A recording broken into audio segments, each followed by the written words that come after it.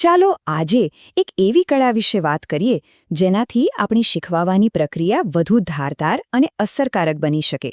આ વિષય છે જ્ઞાનાત્મક બોજ. એટલે કે આપણે કેવી રીતે વિદ્યાર્થીઓના મગજ પર પડતા માહિતીના ભારને ઓછો કરી શકીએ જેથી તેઓ ખરેખર સમજી શકે, માત્ર સાંભળે નહીં. કલ્પના કરો, તમે તમારા પાઠ માટે કલાકોની મહેનત કરી છે. તમારી સ્લાઇડ્સ એકદમ પરફેક્ટ છે, તમારું કન્ટેન્ટ મજબૂત છે અને તમે એને પૂરા જુસ્સાથી રજૂ કરવા તૈયાર છો. એક શિક્ષક તરીકે આ પરિસ્થિતિ આપણા સૌ માટે ખૂબ જ પરિચિત છે, ખરું ને? પણ પછી માત્ર 15 મિનિટમાં જ તમે ક્લાસમાં નજર ફેરવો છો અને તમને પરિચિત દૃશ્ય દેખાય છે. શૂન્ય મનસ્ક ચહેરા. કોઈક ઘડિયાળ સામે જુએ છે, કોઈક નોટબુકમાં ચિત્રામણ કરે છે અને મોટાભાગના તો બસ થાકેલા અને ખોયાયેલા દેખાય છે. સાચું કહું તો એ ક્ષણ ખરેખર નિરાશાજનક હોય છે.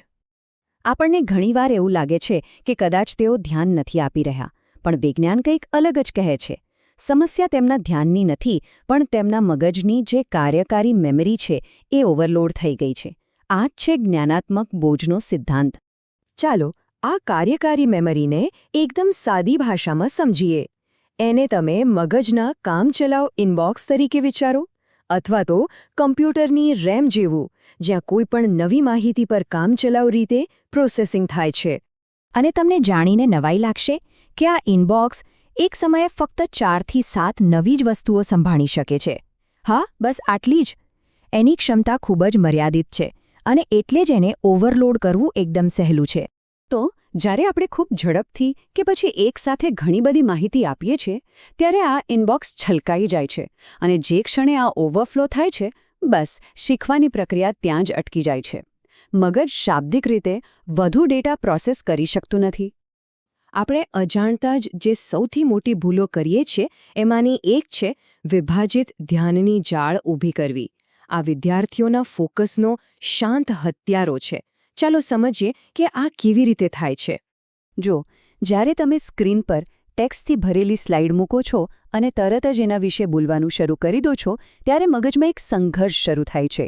મગજ એક જ સમયે 2 કામ કરવાનો પ્રયાસ કરે છે. તમારી સ્લાઇડ વાંચવી, જે તેની વિઝ્યુઅલ એટલે કે દ્રશ્ય ચેનલનો ઉપયોગ કરે છે, અને તમને સાંભળવા, જે તેની ઓડિટરી એટલે કે શ્રાવ્ય ચેનલનો ઉપયોગ કરે છે. અને કારણ કે આ બંને કામ માટે ઘણી બધી માનસિક ઊર્જાની જરૂર પડે છે, મગજ ગૂંચવાઈ જાય છે. એ નક્કી નથી કરી શકતું કે શું કરવું. અને અંતે એ બંનેમાંથી એકે પસંદ નથી કરતું. એ વાંચવાનું અને સાંભળવાનું બંધ કરી દે છે. આ રીતે આખો વર્ગ જાણે કે મ્યુટ થઈ જાય છે. તો આ સમસ્યાનો ઉકેલ શું છે? સારા સમાચાર એ છે કે આનો ઉકેલ છે અને તે ખૂબ જ સરળ છે. ચાલો એવી 3 વ્યવહારુ વ્યૂહરચનાઓ જોઈએ જેને તમે આજથી જ તમારા ક્લાસમાં અપનાવી શકો છો. આ 3 ખૂબ જ સરળ પણ શક્તિશાળી ફેરફારો છે. પહેલું, 15 સેકન્ડનું મૌન. બીજું, સાઇનપોસ્ટ સ્લાઇડનો ઉપયોગ. અને ત્રીજું, સ્લાઇડ્સને શબ્દે શબ્દ વાંચવાનું ટાળવું. ચાલો દરેકને થોડું વિગતવાર સમજીએ. પહેલી અને સૌથી અસરકારક ટીપ, 15 સેકન્ડનું મૌન. આવતી વખતે જ્યારે પણ તમે કોઈ ટેક્સ્ટવાળી સ્લાઇડ બતાવો, ત્યારે તરત બોલવાનું શરૂ ન કરો. બસ શાંત રહો. વિદ્યાર્થીઓને કહો કે આ સ્લાઇડને શાંતિથી વાંચવા માટે હું તમને 15 સેકન્ડ આપું છું, અને પછી રાહ જુઓ. આ નાનકડો વિરામ તેમના ઇનબોક્સને માહિતી પ્રોસેસ કરવા માટે પૂરતો સમય આપશે. બીજી ટીપ છે સાઇનપોસ્ટ સ્લાઇડ.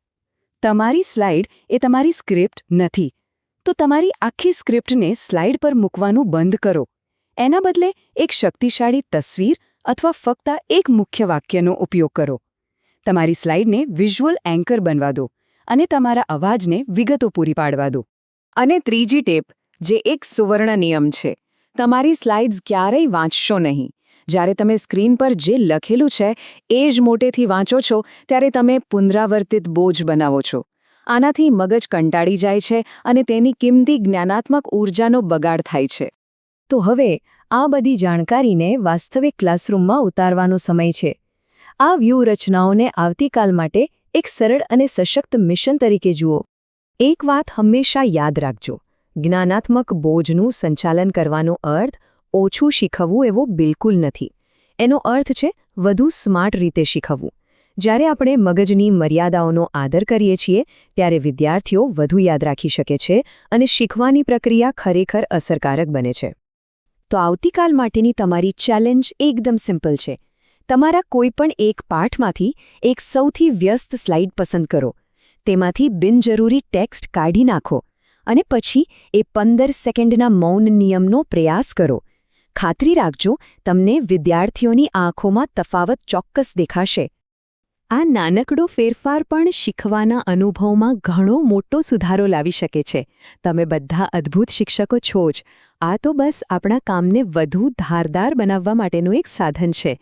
કોચિંગ ચાલુ રાખો.